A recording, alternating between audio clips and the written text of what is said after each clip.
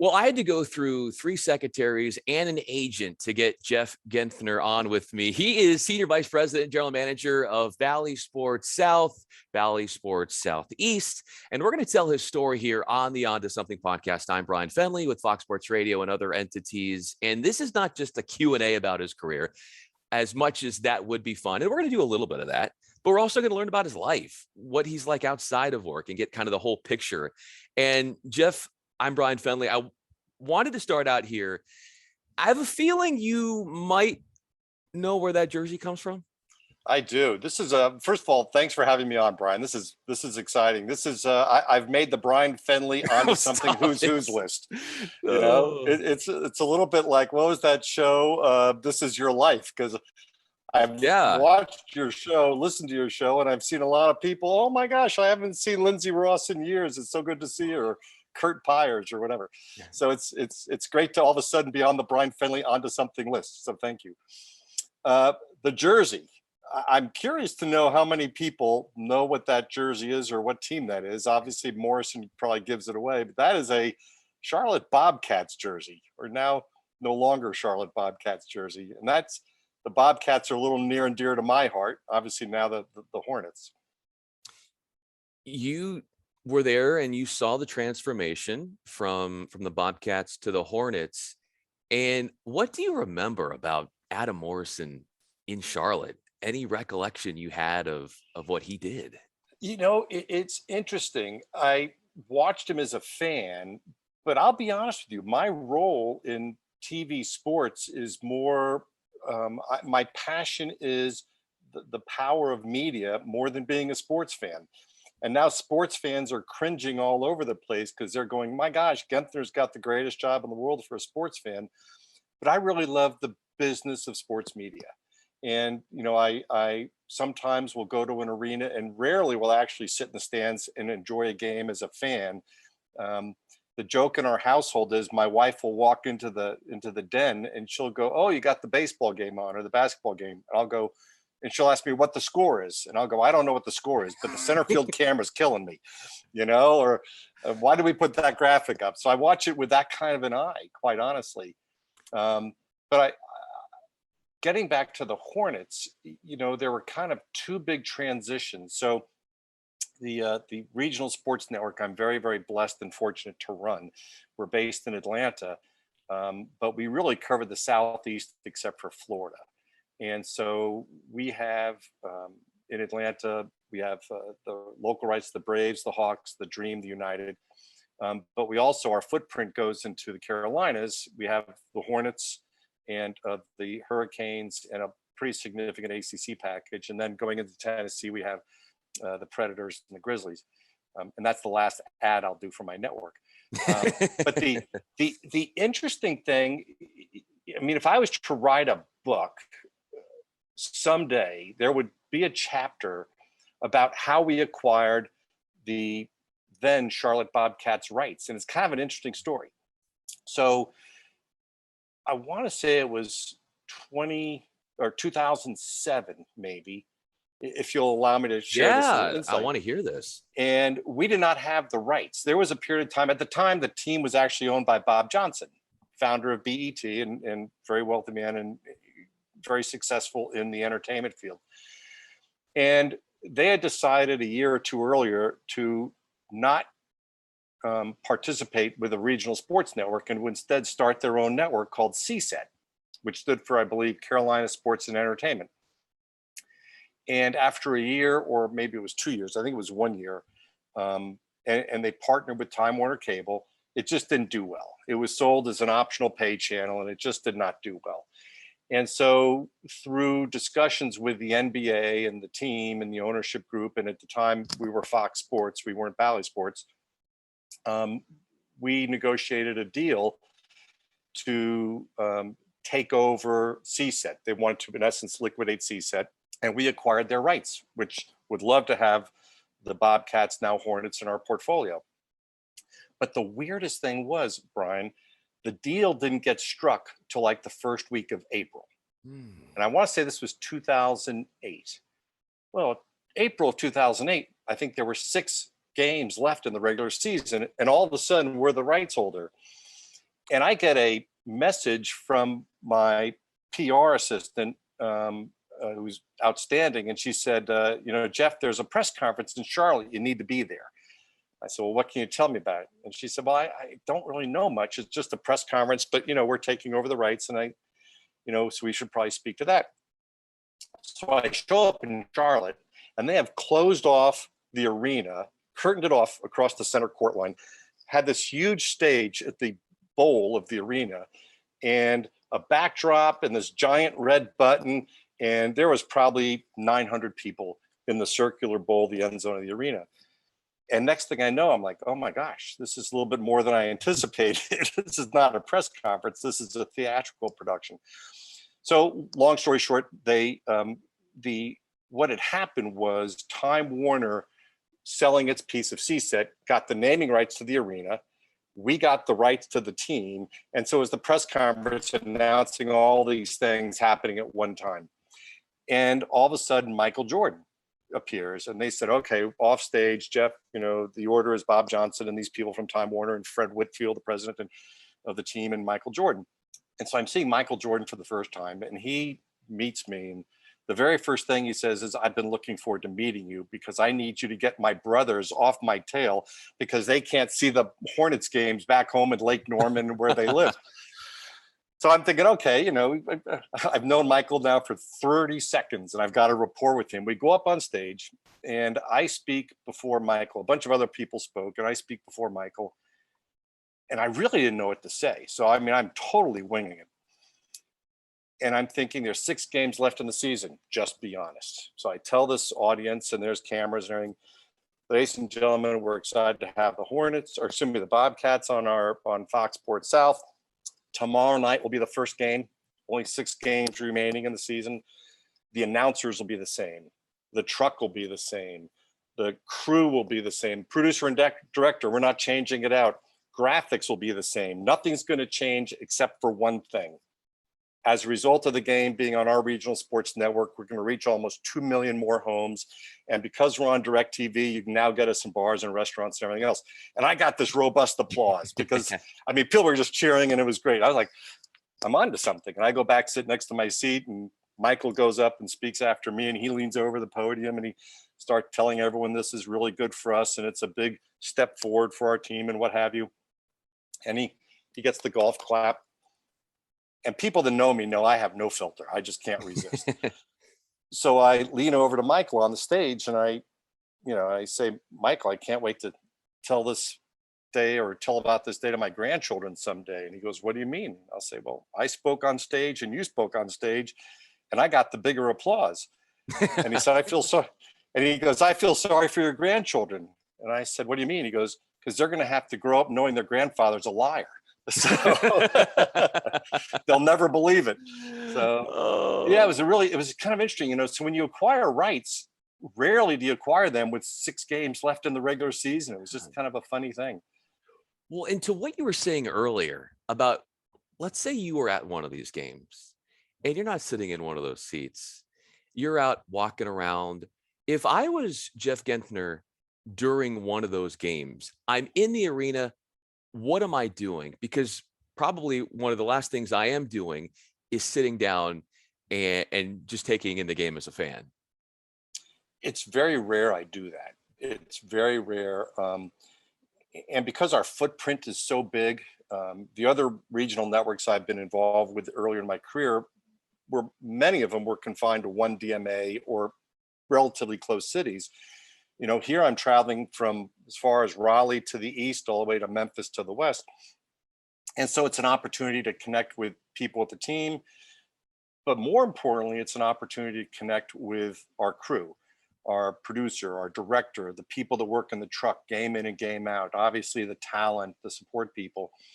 And so I spend a lot of time in the truck. I spend a lot of time watching the telecast. And I also have kind of I try and have a servant leader mentality.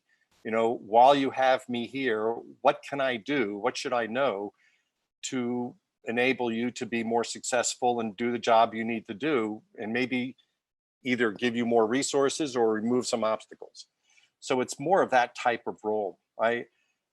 have tremendous pride and appreciation for the Pete Pranicas and the people that support Pete, because it's a grind. I mean, it might seem glamorous on the outside, but it's a grind. And so if I can support them with my presence, I try and do that. Jeff Genthner is with me. I'm Bryan Fenley. To your journey being a grind, obviously, when you were getting started and you're coming out of Michigan State, if somebody were to say that is when Jeff was most battle tested, that is when he embraced the grind, what part of your journey would I be looking at you in that state as? That's a great question. I started with the regional sports networks. My first job was in June of 1980, right after I graduated. I was working for Cablevision, which is a cable operator in New York. Charles Dolan, everyone knows James Dolan, his son, but it was a cable operator on Long Island, and they wanted Mr. Dolan, Charles Dolan, realized content is king. I mean, that was his thing. And why would someone pull money out of their pocket to watch TV? If you had an antenna on your roof, you could get 8 or 9 stations. And so he went to 4 New York teams: Yankees, Mets, Islanders, and Nets, and he bought 40 games that were never previously televised. And in those days, the reason the games were never televised is because the teams actually made more revenue from people going to the game, going to the gate, paying for parking, buying a hot dog and a t-shirt, than they were going to get in TV revenue.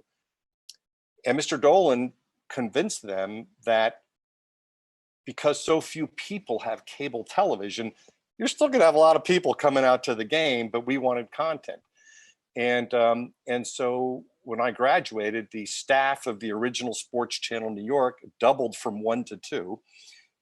And I was the junior. So when my boss was in the office, he got the desk and I had to work in the break room or somewhere else. And you just did everything. I kid you not, Brian.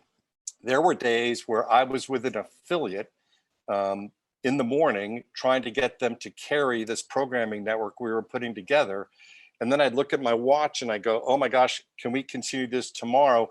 I've got to get to Yankee Stadium and load the Chiron machine with the starting lineup because we're televising the Yankee game tonight. It's one of 40 games. And then I'd sit in the booth and we had Mel Allen. We brought Mel Allen out of retirement and worked with the WPX broadcasters, Phil Rizzuto, Bill White, and Frank Messer. And, and associate produce a game and then do it all again the next day. But there are days I did on-air promotions. There were days I was doing affiliate meetings. You just did it all. And it was a grind. And I mean, there was some 7 days a week, long hours, but you realized you had an opportunity. You were at the front end of something. ESPN had only been on the air. I think ESPN went on the air in September of '79. So everything was just that new. And it was kind of cool to be part of it. And you didn't know where it was going. You didn't know if it was going to survive, but you just did it. And it was great. You were working long hours then. If we go back to you in college, you were probably studying long hours or something in that area.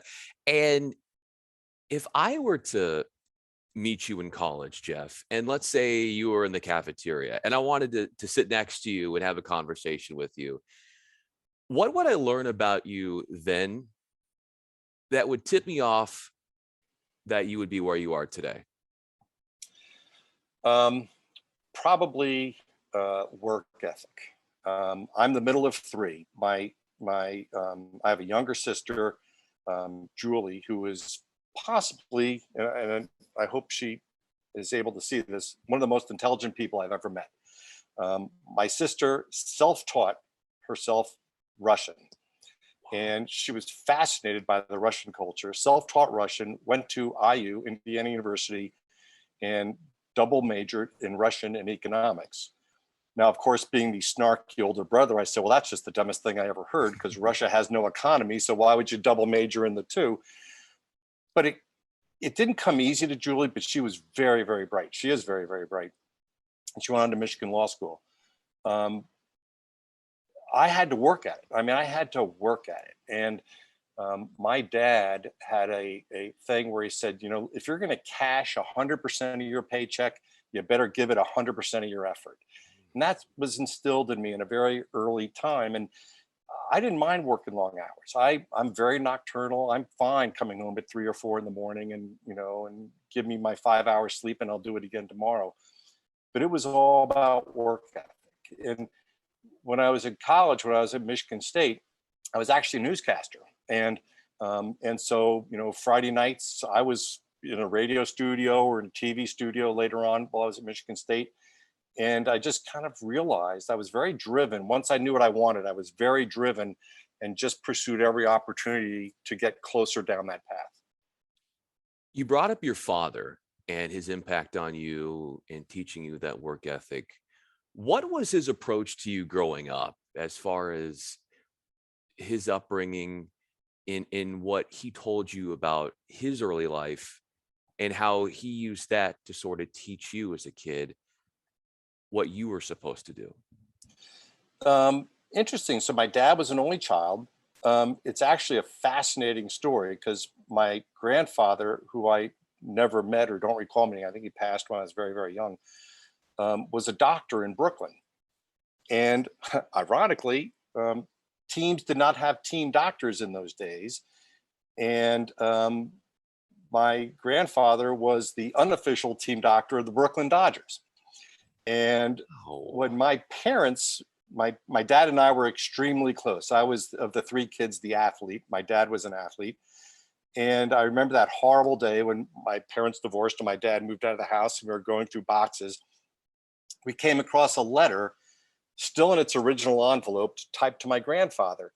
And it was thanking Dr. Genthner for the treatment and the recommendation on how to cure the injury, signed by Jackie Robinson. Oh my Yeah. And gosh. it was on a typewriter. It was, the personal stationer. It said Jackie Robinson across the top.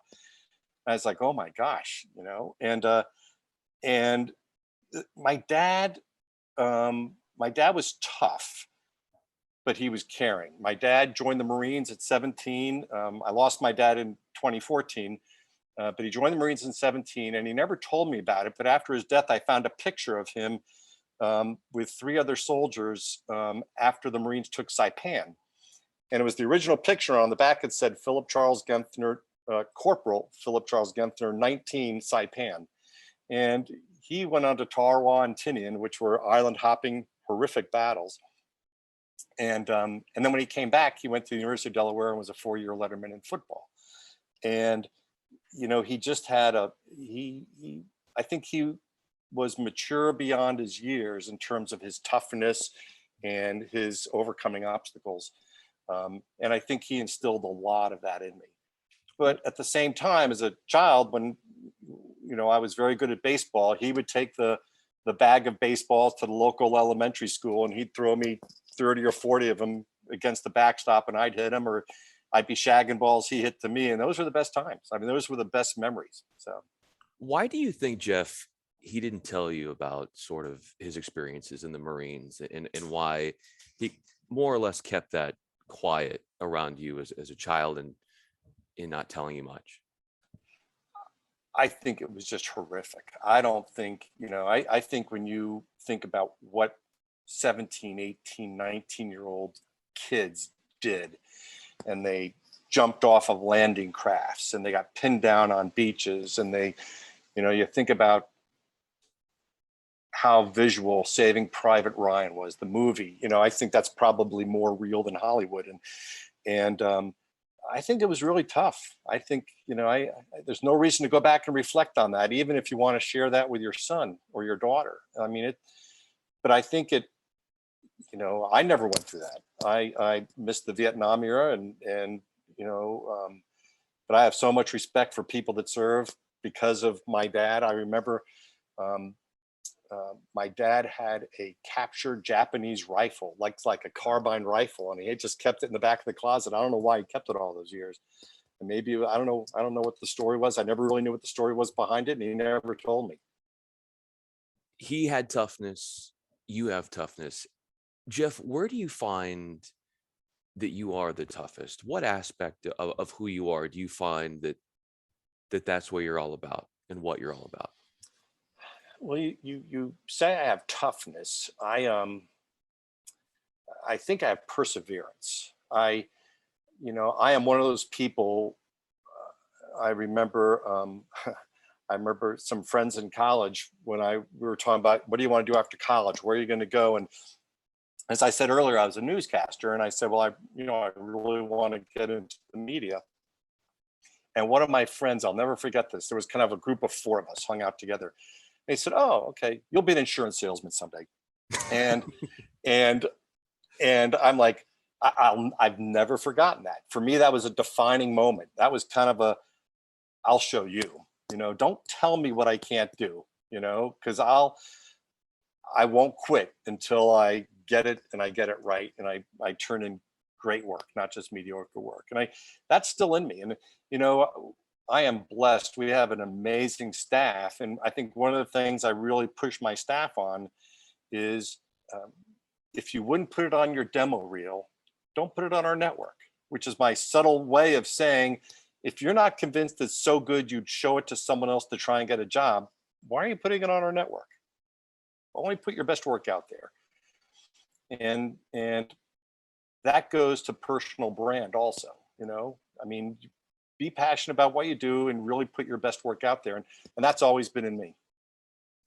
So there's the near perfectionistic like character trait from you, but it's interesting because not only can you be high achieving and seeking the best out of people, but at the same time, Jeff, I get this vibe and this hunch that you just have this great rapport with your staff and who you work for.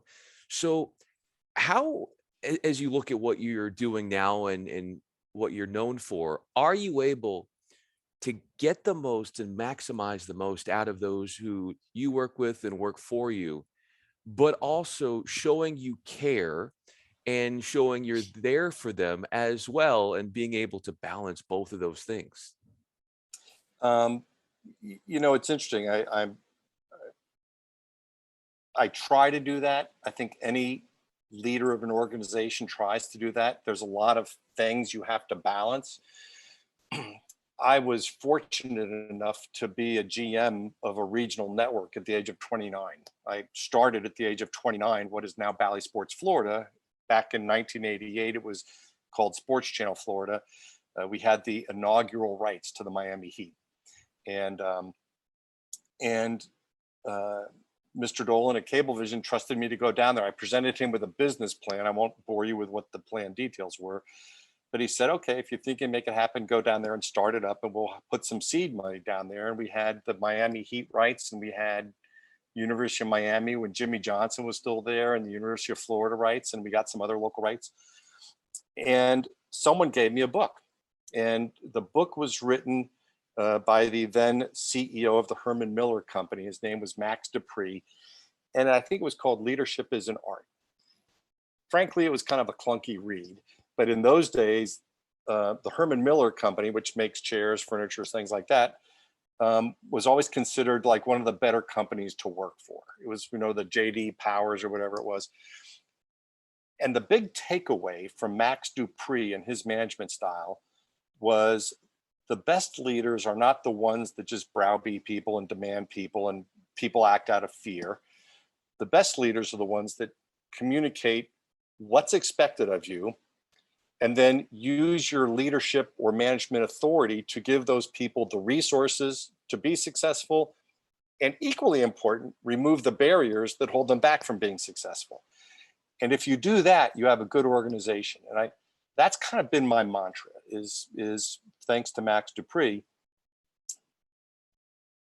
clearly define what's expected of you, what do you need to be successful, and what obstacles can I remove that are holding you back from being successful. And if those three things are well communicated and I'm able to provide the resources, remove the barriers, then your success is pretty much up to you. And that seems to work out pretty well. How do you judge success, Jeff? That's a great question. And I think At this point in my career, the answer is probably radically different than it was 10 years ago and 20 years ago and 30 years ago. Early on, success is you got an opportunity, you know, deliver what the company that hired you or has entrusted you, deliver on or exceed those expectations. Today, my greatest pride comes from looking at the success of people who have come up through the organization. We were very, very blessed this past year to be recognized as the RSN of the Year by the media company called Synopsis Media Awards. And I could not have been more proud of our staff because that recognizes the totality of the organization. There's marketing awards and there's Emmy awards for productions and there whatever. But it's so important to recognize every cog and every, piece of equipment inside the machinery, because that means the whole thing is working. And people in traffic, there's no award for people that do traffic, but traffic is the DNA of the organization. It's the commercials and it's everything else. And, there's no big mirror ball glitzy night for the best traffic office in the year. And so to answer your question, what makes success, I think, is probably, obviously results are always important, relationships are important. But I also think having a motivated staff that feels empowered and they're not just coming in and punching a clock and they feel like they have a real stake and impact in the company, that's success also, and probably more today than it's ever been before. And that's kudos to you in the work environment that you have created. Jeff Genthner is with me. I'm Bryan Fenley. I want to leave you with this last question, Jeff. And in listening to you describe what success means to you and how you're motivated by what you see positively, in that it is contagious, it wants you to do more and build up those around you, how much of your self-worth do you attach to your work?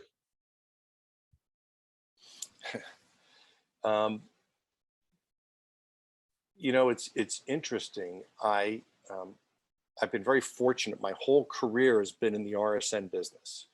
I say it, my whole career. I did work for the U.S. Olympic Committee for 3 years, primarily the TV liaison during the Sydney Games in 2000.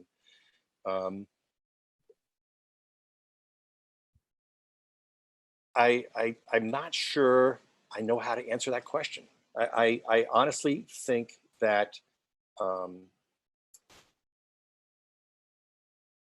I think my self-worth, the measurement of what self-worth is today, is kind of like my prior answer. It's very different than what it was previously. I mean, when you're younger, you want to rise above the herd of people in your age group and your peer group, or at least be, successful. And I'm much less mindful of accomplishments today that would be recognized as media accomplishments. I take much greater pride. For instance, I take much greater pride in taking a piece of work that an employee has done and elevating it up so that other people can see it. I have one employee on my staff recently, and she's just an outstanding young producer. But she's been with us right out of college, and she just did some amazing 2 and 3 minute features. And so I sent them to the president of the Braves, Derek Schiller, and I also sent them up to the CEO offices at our parent company, Sinclair. And people were like, "This is amazing stuff." And the next thing you know, 2 weeks later, she's invited to go to a think tank session in New York City with other producers.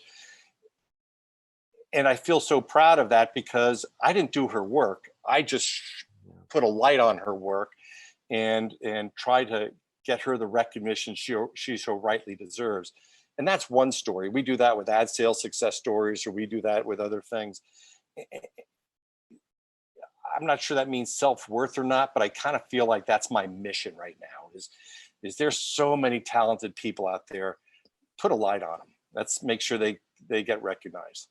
And that's what I love about you, Jeff, is because in essence, this conversation is putting a light on you, but it's not about you. It's about empowering those around you. You make that very clear. in that what you do in large part is fueled by seeing the success of others, and playing a part in that, and a huge part, has to be one of the more rewarding things that you've experienced in your life. Jeff Genthner, Senior Vice President, General Manager, Bally Sports and Bally Sports Southeast. I'm Bryan Fenley. How fun was this, Jeff? Thanks so much for doing this. This was awesome. Thank you very much for the opportunity, Brian.